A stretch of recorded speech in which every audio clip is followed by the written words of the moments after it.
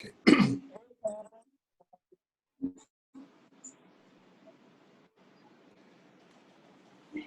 So this presentation looks at the perceptions of country campaign and other country level decision makers around the opportunities and challenges for health campaign integration through co-delivery and collaboration, particularly during the COVID-19 era.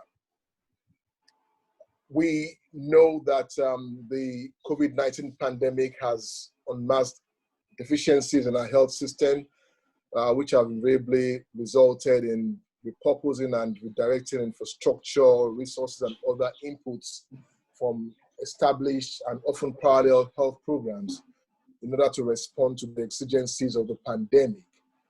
This has resulted also in delays in vaccination schedules, mass drug administration programs being disrupted for the NTDs, disruption in bed net deliveries, and such like. There are a few countries which actually have previously conducted integrated campaigns. And what we're trying to do is to see what we can learn from these countries and some countries which have done so in the past, but are not doing so recently, with a view to seeing how we can use this approach to improve the delivery of interventions in the COVID era. Now, the benefits of integrated delivery of health campaigns are quite a few. They would include reduced opportunities, reduced missed opportunities for vaccination, higher coverage, opportunity to reach hard-to-reach communities. There could be also improved data accuracy. It's definitely, for what we're saying, more cost-effective. It's also strengthens the health system, as we will see later on. There could also be decreased stigma and a greater opportunity to have community satisfaction. The challenges, however, also exist, which could include of services, the unequal distribution of funds between the program, the staff, especially those who are at the forefront being overburdened. There's also attrition of community drug distributors. There are challenges around the logistics, and this actually becomes accentuated because of COVID-19 prevention and mitigation protocols. Sometimes also lack of communication and coordination between the funding agencies could also be a challenge. Usually also different target groups, either by age or by gender, could also be a challenge. When these campaigns take place, they could unwittingly result in disruption in routine health services delivery.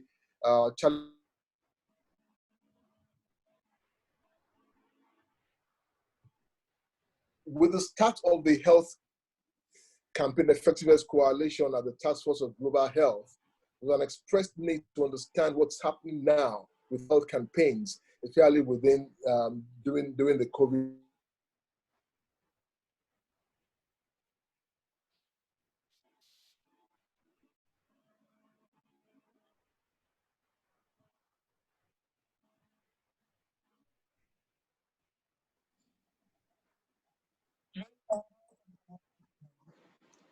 So again, the idea behind this, the aim of the project, was to see how this will enhance our understanding of the opportunities and challenges, barriers and bottlenecks for campaign co-delivery and collaboration from the perspective of campaign managers and other country-level decision makers. So the key question that we're asking revolve around what kind of integration, co-delivery or collaboration have already been done in those countries, what facilitated those actions, how was it received by the health workers at the national level and among the target population also. Again, we wanted to understand where the persons we were interviewing, as you will see later on, belonging to 3 different categories, how they saw opportunities for integration, collaboration, or co-delivery of campaigns. What were the bottlenecks, the potential barriers which they thought existed to co-delivery of interventions. For example, vitamin A, malaria, NTDs, vaccinations, and polio campaigns. And also, what challenges do they envisage would be in the impediments to a more formal approach to integration and co-delivery of collaborations.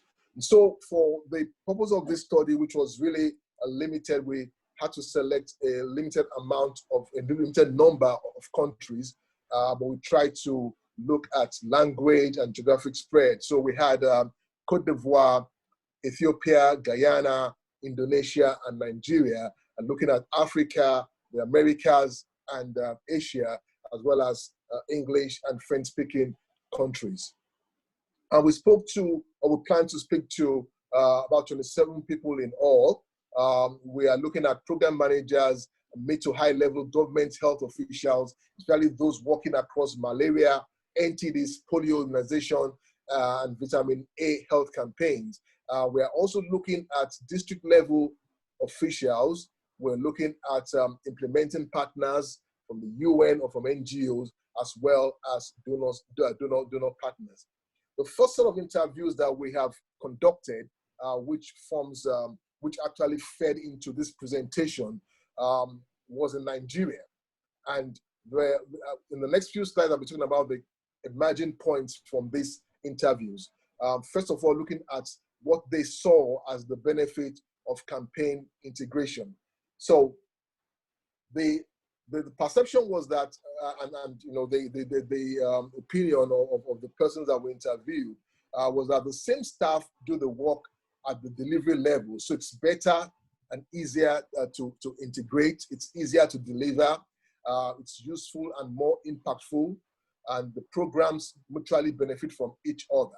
It also, they said, allowed the sharing of the limited resources across the programs, and it also helped the program officers and distributors to have a broad knowledge of different diseases. And this came out very strongly when we were speaking to some of the managers who were overseeing the campaigns in some of the states in Nigeria. Again, there was also the feeling that it provided a holistic approach to healthcare rather than a vertical understanding of healthcare. It provided a approach where they saw healthcare as a continuum. And it also, if it's properly managed, avoids confusion between about the different programs, and of course had a knock-on effect on capacity building, because the capacity built remain and could be used across different programs. However, they did report a number of challenges or barriers to campaign integration.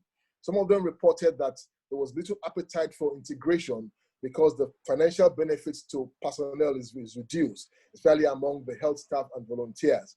Essentially, what they were saying was that when the programs, the campaigns were separate, the remuneration that was provided for the extra work was not uniform across board. And so some, provided higher than others. And when they were all combined together, it was a single remuneration, and that was reduced their interest in this approach. Also, the challenge of managing inventory.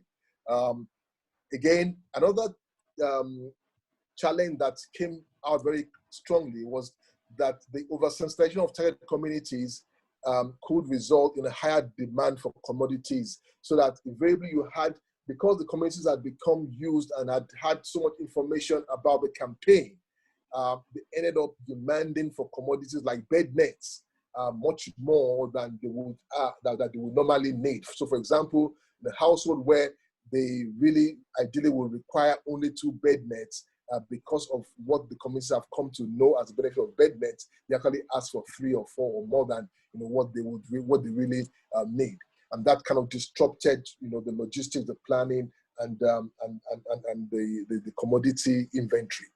Also, again, leading on from the first issue about financial benefit, there was also volunteer attrition because of differences in incentive structure.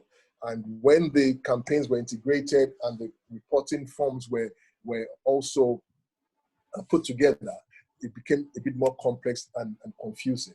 Now, when we looked at kind of segregating the different categories of people that were interviewed, looking at the perspective of the donor and implementer, they were able to implement from their own point of view with the maximum amount of funding available. They had control of the process, and they managed to make an impact the way they saw it.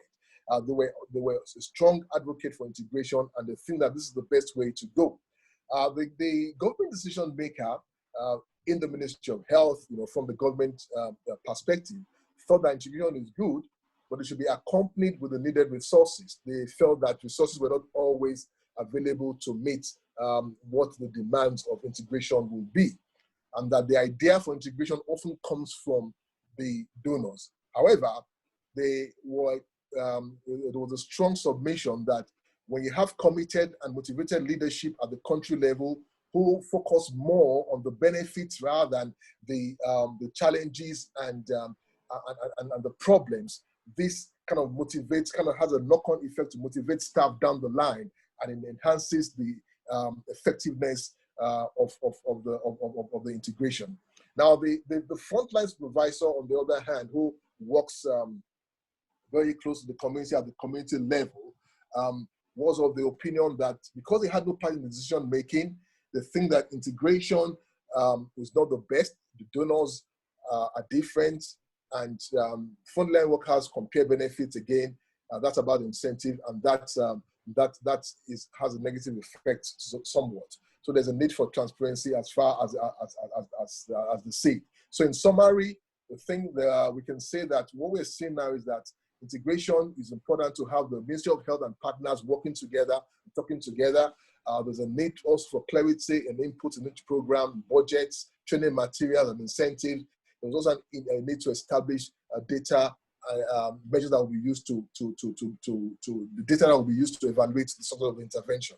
So, where does all of this lead us? Why are we doing all of this? The ultimate idea behind this is to be able to use this information to drive an implementation research agenda to optimize the integration of health campaigns ultimately. So looking at the input from the different stakeholders, it should help us to basically do a systematic understanding and recognition of the bottlenecks, and then use this information to design research questions and ultimately do the research and promote the uptake of the research findings into policy and practice. So we consider the problem, we work with the stakeholders, we formulate the research questions, we articulate a work plan with the appropriate design, and then communicate effectively the output throughout the process to the stakeholders. The relevance of this to optimization of integrated campaigns is that the context is considered, especially now that we have something different happening with COVID-19. We are also able to look at things that happen in one setting and see, how best to operationalize integration in those settings. There is some innovation that will come through from all of this, and appropriately designed IR, we believe that ultimately can help us to deliver campaign more efficiently with greater impact. So the key informant interviews that we are doing will help us with this systematic approach to identify and understand the opportunities and challenges, which will inform the formation of appropriate research questions. Going forward, we hope to complete this interview very soon and then have a report by January, disseminate our findings through a webinar in January 2021 also. And then from there also, this will feed into the formulation of research questions around the implementation research issues that would underpin this whole process. Thank you very much.